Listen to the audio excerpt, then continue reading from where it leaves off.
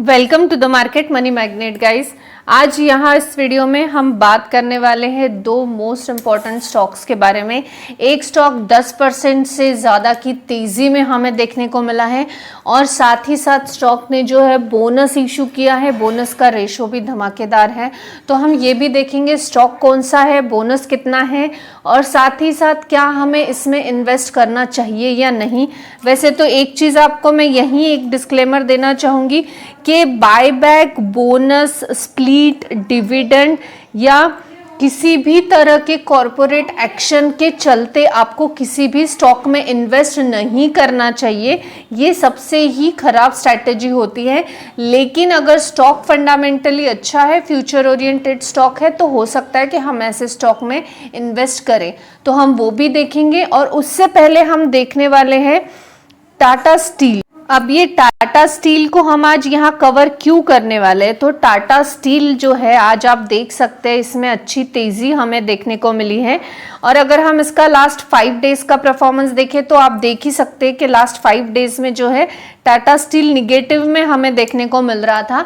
और कंसिस्टेंसी से ये चीज़ हमें टाटा स्टील में देखने को मिल रही थी कि टाटा स्टील जो है एक महीने में भी निगेटिव था, लेकिन लास्ट 6 मंथ्स में जो है एक 16% के रिटर्न्स इसने बनाकर दिए हैं। अगर इसका हम स्प्लिट देखें तो स्प्लिट के बाद से टाटा स्टील का परफॉर्मेंस रिकवर डेफिनेटली हुआ है। स्टॉक स्प्लिट के वक्त जो है 99 रुपीज़ के आसपास सेटल हुआ था टाटा स्टील, जो कि 125 तक डेफिनेटली आया हुआ है।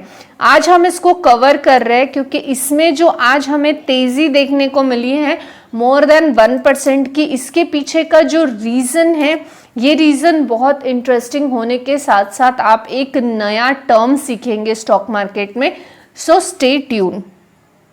सबसे पहले तो टाटा स्टील जो है इसमें आज की इस तेजी के पीछे का अगर हम कारण जान लेते हैं और उस कारण से रिलेटेड ही आपको एक और न्यूज़ देखने को मिलेंगी, एक और इंफॉर्मेशन सीखने को मिलेगी। तो टाटा स्टील में जो ये तेजी हमें देखने को मिली है वो तेजी के पीछे का रीज़न है कि BBB यानी BBB का रेटिंग जो है ये टाटा स्टील को दिया गया है, जिस वजह से ये जो BBB रेटिंग है इसके बाद टाटा स्टील में एक अच्छा अपमूव हमें देखने को मिला है। इंश्योरेंस डिफॉल्ट रेटिंग होता है ये IDR इसको कहते हैं, जो कि BBB या BB प्लस मिलता है। अब ये BBB या BB या AAA, सिर्फ A, ये क्या रेटिंग के डिफ्रेंशिएट है या क्या टाइप है, हम ये देखेंगे। सबसे पहले तो यहाँ पर आप देख सकते हैं कि जो रेटिंग है वो AAA में मिलती है, AA मिलती है और A भी मिलता है, BBB भी मिलता है, BB, B और CCC भी रेटिंग होता है। अब ये जो बेसिकली 7 टाइप्स की रेटिंग है ये अलग अलग कैटेगरीज को परफॉर्म करते हैं।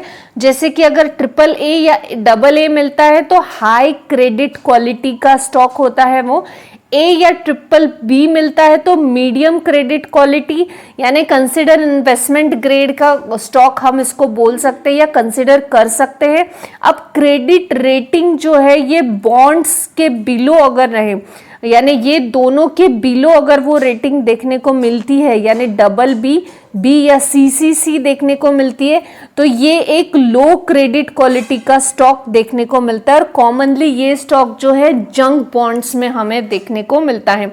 तो यहाँ पे आपको ये तो समझ ही गया होगा कि टाटा स्टील को BBB रेटिंग मिली है यानी मीडियम क्रेडिट क्वालिटी है। अब अगर एग्जैक्ट BB को आप समझे तो BBB रेटिंग जो डिनोट करती है ये product prospectus for ongoing availability को डिफाइन करती है, यानी एक लो रिस्क वाला स्टॉक है या हम रिलाई कर सकते हैं ऐसे स्टॉक पे कि इसमें डेप्थ जो है ये कम से कम देखने को मिल सकता है या रिस्क इनका कम से कम है। एक्स्ट्राऑर्डिनरी सपोर्ट डेफिनेटली यहाँ पे मिलता है और इकोनॉमिकल कंडीशन लाइकली हम कह सकते हैं कि एक बेटर कैपेसिटी में यहाँ पे स्टॉक की देखने को मिलती है जब स्टॉक BBB कैटेगरी का होता है। तो यहाँ पर आपको टाटा स्टील में जो तेजी है इसके पीछे का रीजन डेफिनेटली मिल गया होगा कि जो फाइनेंशियल इंस्टीट्यूशन है उसने टाटा स्टील को BBB यानी मीडियम रिस्क कैटेगरी वाला, क्रेडिट रिस्क कैटेगरी वाला स्टॉक डिफाइन किया है, जिसके चलते आज भी टाटा स्टील में जो है ये हमें तेजी देखने को मिली और आने वाले समय में भी ये स्टॉक एक स्टेबल क्रेडिट रिटर्न हमें बनाकर दे सकता है, एक स्टेबल रिटर्न हमें बनाकर दे सकता है, क्योंकि एक लो मीडियम क्रेडिट जो क्वालिटी है, क्वांटिटी वाला ये स्टॉक हमें देखने को मिलता है। अब यहाँ पर हम बात करने वाले हैं सेकेंड न्यूज़ की, जो कि एक स्टॉक ने 10% की तेज़ी आज दिखाई है। उसके लिए सबसे पहले हम फंडामेंटल्स चेक करेंगे, क्योंकि अगर मैं यहाँ नाम बताऊंगी तो लोग रिकमेंडेशन समझ के डायरेक्ट बाइंग की तरफ जाएंगे। तो सबसे पहले हम फंडामेंटल्स देखेंगे और बाद में देखेंगे कि जो स्टॉक है वो हमें किस लेवल पर बाय करना चाहिए।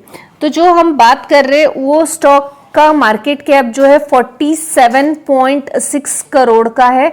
आप समझ ही सकते हो, सिर्फ 47 करोड़ का, यानी 100 करोड़ तक का भी स्टॉक नहीं है। ये एक मिनी कैप या small cap, micro cap stocks में हमें देखने को मिलता है। जो इसका ROE है 39.6 है, ROCE 53 देखने को मिलता है, फेस वैल्यू 10 का है। डिविडेंड आज तक एक बार भी स्टॉक ने नहीं दिया है।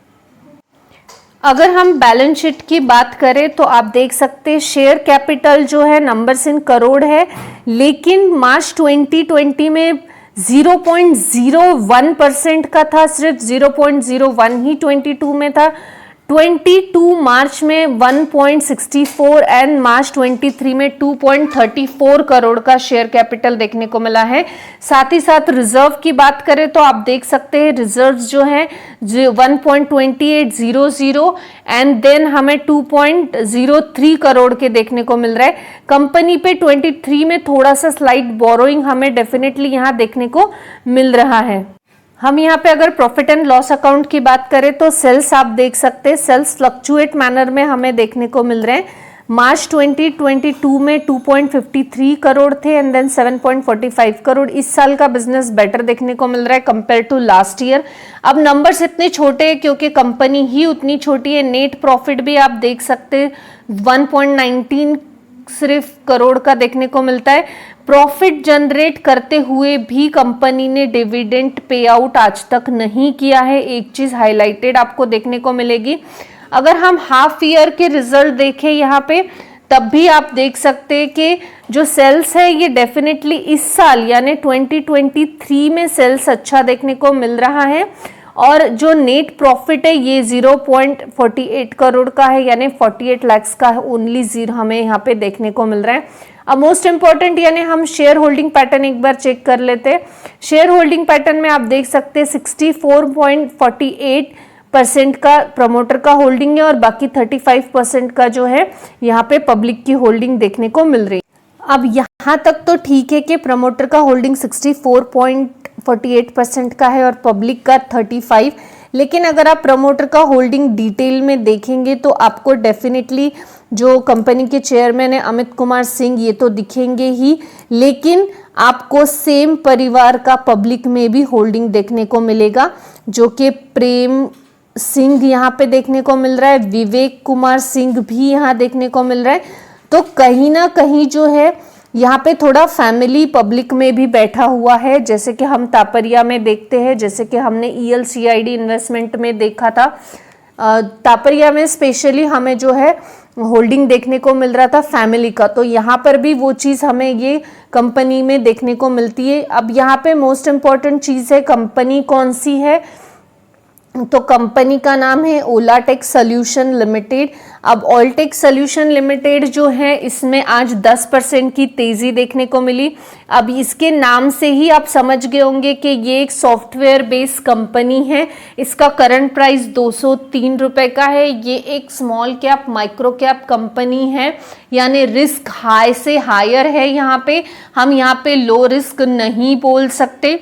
अब इसने जो है इसमें ये 10% की तेजी के पीछे का रीजन ही ये है कि इसने बोनस जो है वो अनाउंस किया है और जो बोनस है इसका रेशो जो है इनका 17:20 का है, यानी हर 20 शेयर अगर आपके पास इस कंपनी के होंगे तो आपको 17 न्यू फ्रेश शेयर अलॉट होने वाले हैं बोनस शेयर में।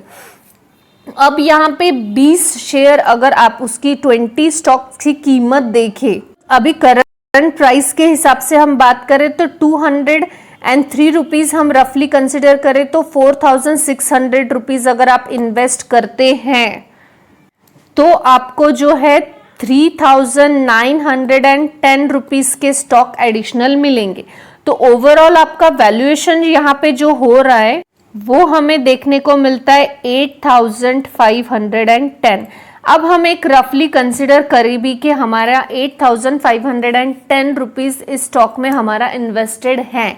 सपोज टू बी हमने सिर्फ 20 स्टॉक का प्राइस कंसिडर किया हुआ है और एडिशनली हमें 17 मिले हैं, तो 8000 रुपीज 8510 रुपीज के वैल्यूएशन का क्या ये स्टॉक है?